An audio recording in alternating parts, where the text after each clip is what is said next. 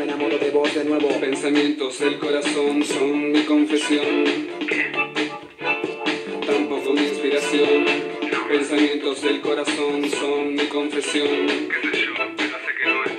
Tampoco mi inspiración. Bah ouais, un petit Me Confession, bah ouais, Gotham Project en 2006 sur l'album Lunatico, c'est très bon, une petite introduction pour Messi quand même. Salut à tous, footeuses et footeux de ma famille, c'est Thomas, on parle Coupe du Monde du 22 juin, gros programme en perspective. Il fait chaud mais un peu frais, donc installez-vous confortablement pendant 10 minutes, je vais débriefer l'actualité de la Coupe du Monde d'aujourd'hui, mais ce qui s'est passé la veille aussi, donc servez-vous un petit café avec pas trop de sucre, c'est dangereux, attention au diabète, ou alors un petit coca, mais attention pareil au diabète, ou alors un petit verre d'eau, mais attention, ouais, l'eau c'est bien. Alors c'est parti, Previously in Motherfucker Netflix Russie 2018, yeah, oh, c'est incroyable. Donc hier, bah, Messi étrillé par la Croatie, hier 3-0. Il était sur les genoux, pourtant il a essayé de ouf quand même l'ami Messi, mais on a trop compté sur lui, donc voilà, c'est un peu la crise, hein, on parlera ça dans le buzz, comment ça va se passer, mais il faudra que, déjà, victoire impérative contre le Nigeria, et que l'Islande ne batte pas la Croatie, donc ça va être chaud patate quand même.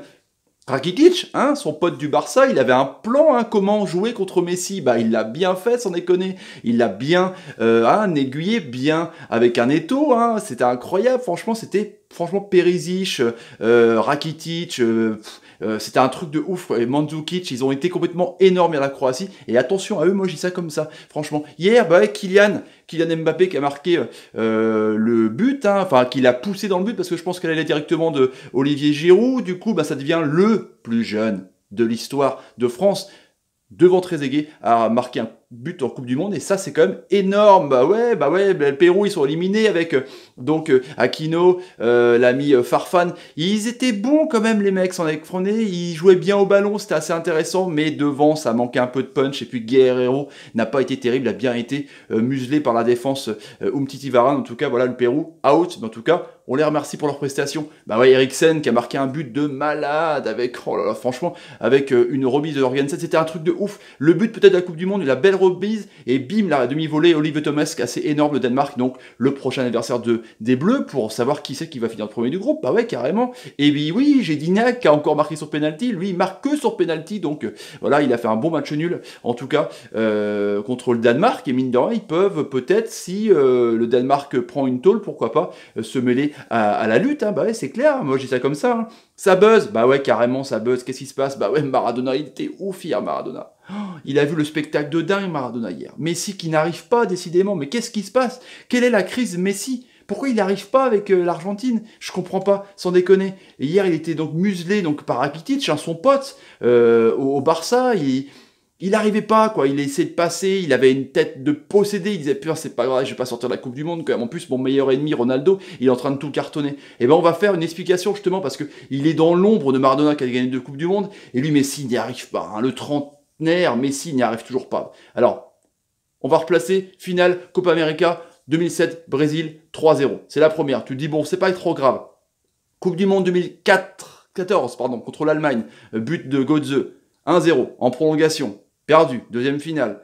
Finale Copa América, 2015. Chili, au tir au but, 4-1. Et le 1, c'est Messi, c'est le seul qui marque. Bah ouais, carrément. Finale Copa América 2016. Le Chili, 4-2. C'est un peu mieux quand même. Messi loupe son penalty. Truc de ouf. Il a gagné les JO voilà, contre la Côte d'Ivoire 2-1, où il marque un but décisif. Donc voilà. C'est pas terrible en sélection quand même, c'est un truc de ouf. Il y a vraiment Dr Messi et Mister Léo, quoi. Et justement au Barça, c'est un truc de ouf, hein. C'est 4C1, 3 mondiales des clubs, 6 coupes d'Espagne, 5 ballons d'or avec le Barça, 3 super coupes d'Europe, et rien que ça, il a gagné d'autres trucs aussi, le Pichichi, le meilleur buteur de Liga, enfin c'est un truc de ouf. Il a un palmarès de dingue avec les Blaugrana, et avec l'Argentine, il a rien du tout, justement. Sampaoli, l'entraîneur, je pense qu'il va pas faire long feu, à mon avis, il va apparemment être remplacé pour le dernier match, ou avant le dernier match contre le Nigeria. En tout cas, Messi, c'est la crise et c'est la panique à bord. Revue du web, carrément, bah ouais, Giroud, et c'était la conférence de presse ce matin, Giroud venait un peu aux nouvelles et dire que ça se passait bien les Bleus, pourquoi ils se réunissaient en bloc toujours après un but. Il disait que ça se passait bien et que Giroud était content de sa prestation, en tout cas dans ce match-là. Coupe du Monde, la presse argentine tire à boulet rouge sur son équipe et sur Messi, c'est clair. Les médias argentins sont en panique complète, choqués par le fiasco des Argentins Le Brésil jubile, par contre la presse brésilienne du coup en train de jubiler par rapport à la crise des Argentines, parce qu'ils savent qu'ils s'aiment pas les petits loulous. Hein. Le gagnant, les perdants de France-Pérou, bah ouais, Giroud a été gagnant. Peut-être Matuidi sur le côté gauche a pas été dingue. Les latéraux n'ont pas été ouf, donc peut-être que Deschamps va encore une fois rejoindre une compétition, c'est pas possible. Pour Sport 24, c'est Deschamps sous le charme du Giroud. Hein, il est amoureux, c'est pas possible. Deschamps, il est amoureux de Gigi. Qu'est-ce qui se passe? Le grand amour, sans déconner. La Minute Bleue, justement, va en parler, les petits amis de Florent Thauvin. Il est en conférence de presse. Il va jouer le match? Non, je rigole. Oh, c'était Steven Nzonzi qui a joué en fin de match contre le Pérou. Il était content. Il s'est dit c'est énorme de gagner du temps de jeu, de jouer la Coupe du Monde, de fouler la pelouse. En Russie, c'était un rêve de gosse que lui qui n'était pas prédestiné non plus à être en équipe de France, hein, le milieu de Séville. Mais du coup, il a gagné des points mine de rien. Et pourquoi pas rentrer comme ça 10 minutes comme fait Fekir. Et bien oui, Frankenstein Giroud, vous trouvez pas? Je l'ai dit hier déjà, il y a une petite ressemblance, ça déconne. Il était aussi en conférence de presse. Et comment dire, il était content, il était satisfait, comme je disais, de sa prestation. Voilà, on est revenu sur le but. Est-ce que le but allait au fond sans que Kylian la pousse? Il a rien dit, il a rigolé. Mais qu'est-ce que c'est plat, quoi. Oscilloscope, plat, quoi. Il est monocorde quand il parle. Ouais, je pense que... Ouais, j'avais mal à la tête. J'écoutais, mais j'avais mal à la tête. Il me donnait mal à la tête. Donc... j'ai coupé le son et j'ai regardé les résumés parce que ça, il me saoulait. Bah oui, le match des coiffeurs contre le Danemark, donc la question se pose, bah les belles coiffures, sans déconner. Oh là là, les belles... Oh bah Lévin Kurzawa, qu'est-ce que tu fais là? Lui aussi, il avait une belle coiffure. Dans le match des coiffeurs, c'est forcément le dernier match, alors qu'on est qualifié, est-ce qu'il va faire jouer des mecs qui jouent pas normalement, hein, comme Thauvin... comme, je sais pas moi, comme Lemar qui joue pas beaucoup non plus, mais en tout cas, Lévin Kurzawa, il avait une super coupe à l'époque. Donc parce que Pogba a pris un jaune, donc peut-être qu'il va être un peu mis un peu au chaud hein, dans la glace par rapport à ça pour l'huitième de finale. Idem pour Matuidi aussi, qui a eu un jaune, mais Matuidi, mine de rien, il a pas été fantastique sur son côté gauche, mais c'est pas son poste, ailier gauche, hein, c'est pas un mangeur de crème, Matuidi, c'est un homme à tout faire. Donc on verra en tout cas pour le match des coiffeurs, et puis donc bah, Poulsen contre le Danemark.